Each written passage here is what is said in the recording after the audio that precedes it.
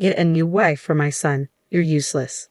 Those cruel words were hurled at me without a shred of remorse by my mother-in-law on the very day our multi-generational house was finally completed. I always knew she didn't think much of me.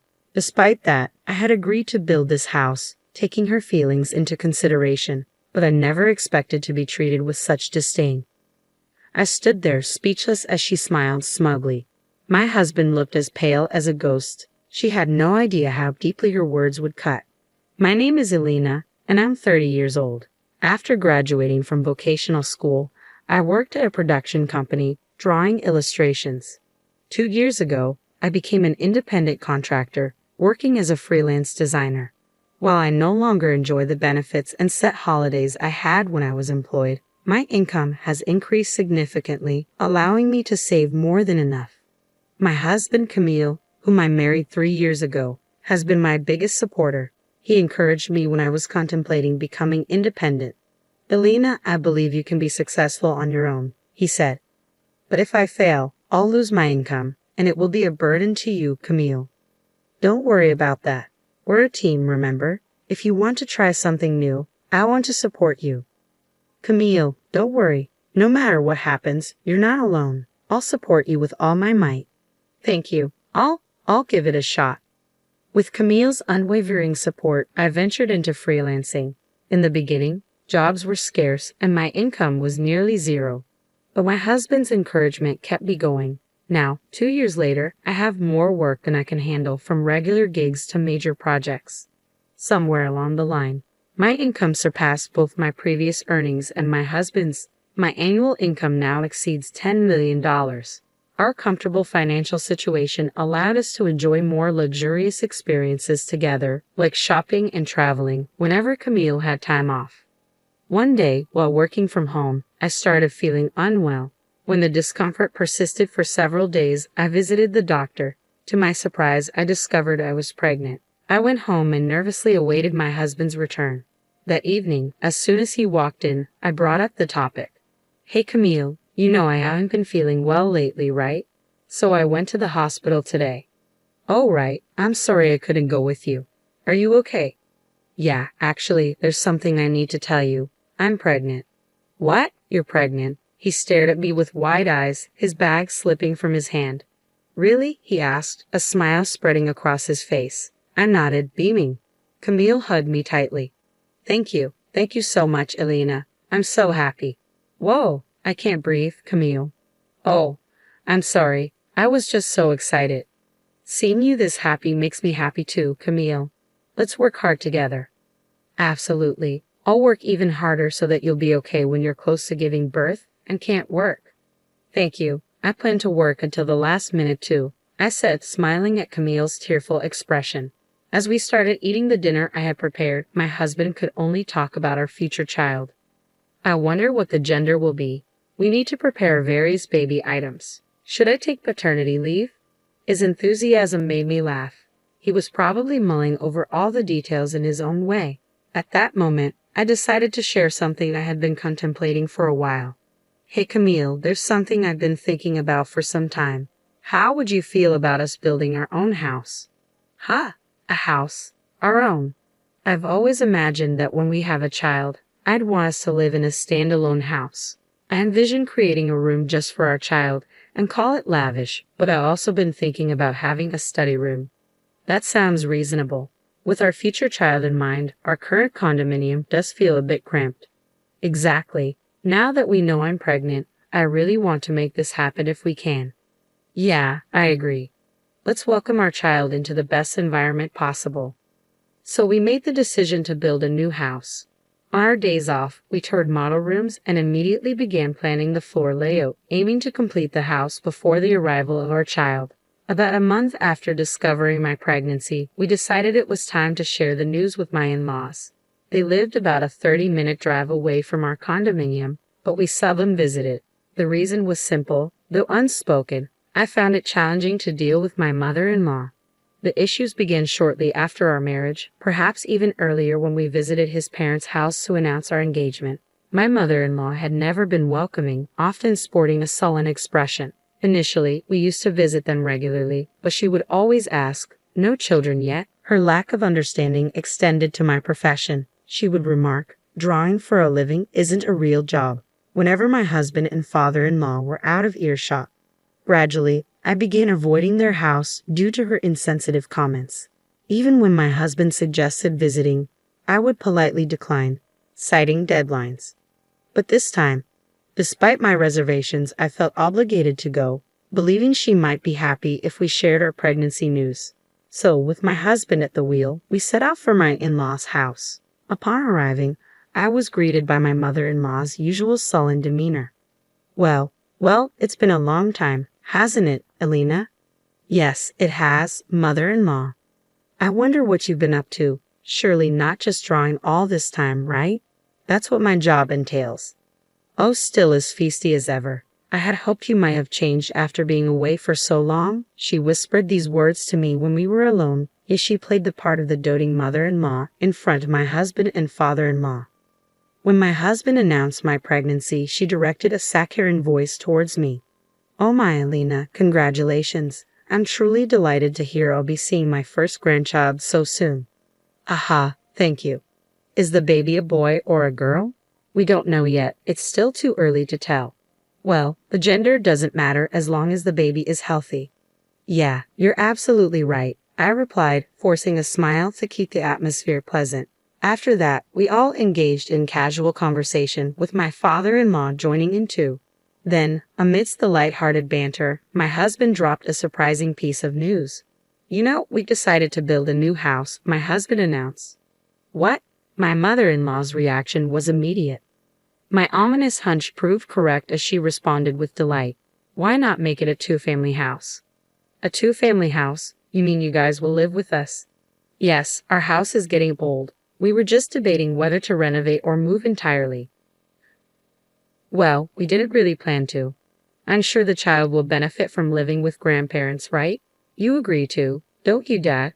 My mother-in-law directed the conversation towards my father-in-law. Thrown into the discussion, my father-in-law kept his expression neutral, though there was a hint of joy as he muttered, "Yeah, I guess so." Seeing his reaction, my mother-in-law turned to me, her eyes practically shouting, "See? Elena, honey, Dad agrees too, so it's okay, right?" she pressed. It's all so sudden." "Why not? It seems more families are going nuclear these days. I'm sure we'll have a blast living together," she insisted. I hesitated, unsure how to respond. "When the baby comes, working will be hard, you know. Wouldn't it be nice to have someone close by to help out with housework?" My mother-in-law's suggestion gave me pause. Well, I had to admit she had a point. Balancing work and caring for a newborn would be challenging. If my mother-in-law was willing to lend a hand, it could make a significant difference. But did that mean we should live together? She seemed genuinely thrilled about the baby, which softened my reservations. Yet I found myself grappling with conflicting emotions. From then on, my mother-in-law's demeanor towards me shifted drastically. Regular texts flooded my phone. "How are you feeling? If you need anything, just let me know," and other comforting messages. Perhaps the pregnancy prompted her change in attitude. Slowly, I began to let my guard down. One day, my husband posed the question, "What are we going to do about the two-family house idea?" As my mother-in-law's kindness grew, my perspective began to shift. "Well, since your parents are so keen on the idea, maybe we should give it a try." "Really? Are you sure? I thought you didn't get along with my parents." "True, I was cautious around your mother and avoided visiting your parents' house. But ever since we learned about the baby, she's been remarkably kind. I think I'm willing to give it a chance." "I see. Thank you, Lena. My mom can be a bit self-centered, but I think she's genuinely excited about our child." "Yeah, I can sense that too." "Well, we'll need to adjust our plans then. Let's talk to the construction company." A few days later, we returned to the construction company we had consulted before and informed them of our decision to proceed with building a two-family house. With some floor plans already in mind, we worked to expand upon them. The process of designing our new home progressed steadily, with us occasionally bringing my in-laws along to consult with the construction company. But I remained oblivious, unaware that this decision would lead to such a predicament. A few months later, as I entered my third trimester, construction began. When I called my mother-in-law, Emmael, to share the news, she dropped a bombshell. "I've waited so long for this moment. I was getting pretty tired of having to be nice to you. What? Mother-in-law? Your baby is a girl, isn't it? You're so useless. Didn't I tell you not to have anything but a boy? Wait a minute, when I told you the gender last time, you said girls' clothes are cute. That's nice too. That's because your husband and Camille were there. You're not an idiot, are you? Is that so? Her words struck me like a heavy blow. I was rendered speechless as she continued mercilessly. Just so you know, it's too late to regret it now. The house is already under construction. I was just pretending to get along with you to ensure we'd live in the new house. Mother-in-law. Oh, by the way, I've made quite a few arrangements. Look forward to it, all right. With that, she hung up, leaving me with the dial tone. I couldn't fathom what my mother-in-law meant by arrangements, but the realization that she hadn't changed at all hit me even harder. I wanted to confide in my husband, but I couldn't bring myself to disrupt his happiness as he joyfully anticipated the baby's arrival. I had hoped to settle the matter after giving birth and calming down by the time the house was completed. A few months later, our daughter arrived safely, and the house was finished about 6 months later. We had briefed my husband on the rough details, and we agreed to keep our interactions with my mother-in-law to a minimum while allowing her to live in the two-family house we had built. However, on the day of the handover, my mother-in-law, brimming with anticipation, said to me, "Finally, this moment has arrived, Elena. Thank you for your efforts. From now on, you're on your own. Best of luck with your job and childcare." Excuse me, mother-in-law? Not only me, but my husband and father-in-law were also left speechless. My mother-in-law, perhaps thinking that since the house was built, anything would suffice, continued to utter heartless words. "I'm sure you know I despise a bride as charmless as you. If you're aware, why not just leave with that child?" Wait a moment, what are you saying?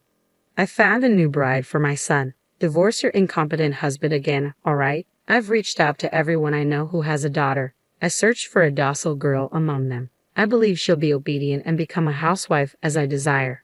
In that moment, something inside me shattered with a deafening crash. A new bride? You must be joking.